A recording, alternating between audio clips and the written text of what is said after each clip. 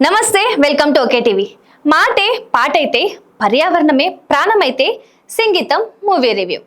టాలీవుడ్లో పుష్పక విమానం లాంటి మాటలు లేని మూగ చిత్రాన్ని తీసి సంచలనం సృష్టించిన ఆదిత్య 369తో తెలుగు సినిమాకు టైం ట్రావెల్ పరిచయం చేసిన అది కేవలం ఒక్కడికే సాధ్యం. ఆయనే లెజెండరీ డైరెక్టర్ సంగీతం శ్రీనివాస్ గారు. 94 ఏళ్ల వయసులో ఈ తరం దర్శకులకు సైతం మైండ్ బ్లాక్ అయ్యేలా ఆయన చేసిన మరో సరికొత్త అద్భుతమైన ప్రయోగమే ఈ వారం థియేటర్లోకి వచ్చిన fantasy comedy musical film sing Geetham. మాటలే పాటలైతే అనే ఒక నైపుణ్యంతో కూడిన కాన్సెప్ట్ తో వైజయంతి మూవీస్, స్వప్న సినిమాస్ బ్యానర్లపై గ్లోబల్ డైరెక్టర్ నాగ్ అశ్విన్ నిర్మాణంలో వచ్చిన ఈ సినిమాపై అంచనాలు భారీగా ఉన్నాయి. మరి అందరూ అంచనాలను ఈ సింగ్ గీతం అందుకుందా? ఈ చిత్రంలో సంగీతం గారు ప్రేక్షకులను ఎలాంటి కొత్త ప్రపంచం చూపించారు అనేది మన రివ్యూలో క్లియర్ గా తెలుసుకుందాం. మొదటగా ఈ సినిమా కథ విషయానికి వస్తే, ప్రతాప్ అంటే అయాన్ అనే యువకుడు అప్పుడే జైలు నుంచి విడుదలై తన తండ్రి తన పేరున రాసిన ఆస్తిని దక్కించుకోవడానికి కుబేరపురం అనే ఒక మిస్టీరియస్ గ్రామానికి వెళ్తాడు. అదొక విచిత్రమైన ఊరు. ఎడారిలా ఉండే ఆ ఊరిలో కేవలం ఒకే ఒక్క భారీ వృక్షం ఉంటుంది. అక్కడ ఉండే ప్రజలు కొండపై ఉన్న కుబేరుడి గుహను, ఆ దేవుని అమితంగా పూజిస్తూ ఉంటారు. ఆ ఊరిలో ప్రతాప్ కి ఆ చెట్టు అంటే ప్రాణమిచ్చే గౌరీ పరిచయం అవుతుంది. అలాగే ఆ ప్రాంతం అంతా బంగారు గని అని తెలుసుకున్న ప్రతాప్, రేణు వాళ్ళతో చేతులు కలిపి గౌరీ ఎంత వద్దని వర్ణిస్తున్నా ఆ ఊరికి జీవనాధారికరమైన ఒక భారీ వృక్షాన్ని కూల్చేస్తాడు. దాంతో తీవ్ర మనస్తాపానికి గురైన గౌరీ కుబేర గుహలోకి వెళ్లి దేవుని నిలదీస్తుంది. ఈ నీతి లేని జనాలకు మాట ఎందుకు ఇచ్చావు దేవుడా?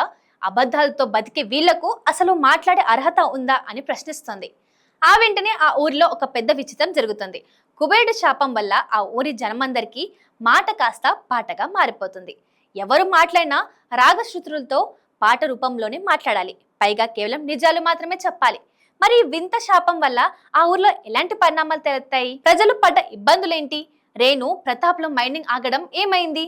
చివరికి ఆ జనానికి మళ్ళీ నార్మల్ మాట ఎలా వచ్చింది అనేదే మిగతా ఆసక్తికరమైన కథ.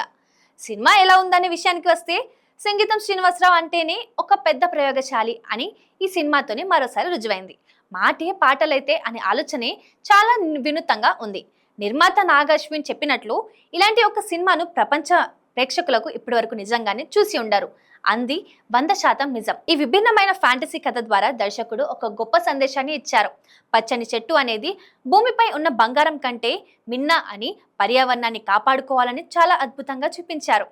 సంగీతం గారి విజన్ ని తెరపైకి తీసుకురావడానికి నాగ్ అశ్విన్ పడిన కష్టం ప్రతిఫలమైందని కనిపిస్తుంది.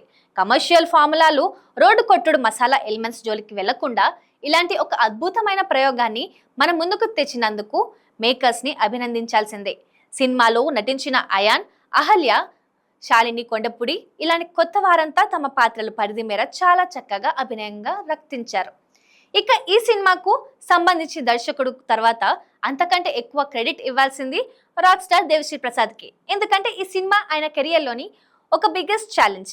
ప్రతి నటుడు మాట్లాడే మాట పాటగా వినిపించాలి, అది కూడా శృతిబద్ధంగా సాగాలి.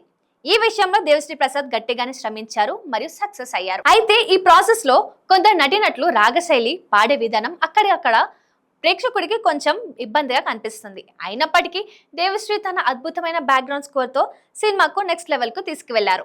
అలాగే సినిమాలోని కెమెరా వర్క్, ఆర్ట్ డైరెక్టర్ వేసిన ఈ వింత ఊరి సెట్లు స్క్రీన్ పై ఒక సరికొత్త వాతావరణాన్ని, సరికొత్త ప్రపంచాన్ని క్రియేట్ చేశాయి. ఫైనల్ గా చెప్పాలంటే, రొటీన్ ఫైట్లు, రోడ్డు కొట్టిన మసాలా సినిమాలతో బోర్ కొట్టే వెండితెరపై ఒక సరికొత్త ప్రపంచాన్ని, సరికొత్త ప్రయోగాన్ని చూడాలి అనుకునే వారికి సింగ్ గీతం ఒక బెస్ట్ అండ్ డిఫరెంట్ చాయిస్. ముఖ్యంగా ప్రయోగాత్మక చిత్రాలను ఇష్టపడే సినీ ప్రియులకు ఈ సినిమా ఖచ్చితంగా నచ్చుతుంది.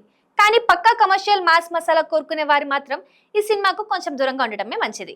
94 ఏళ్ల వయసులో కూడా ఇంతటి మాస్టర్ పీస్ థాట్ తో వచ్చిన సంగీతం గారి సినిమాను ప్రతి ఒక్కరు థియేటర్లో చూసి ఎంజాయ్ చేయాల్సిందే.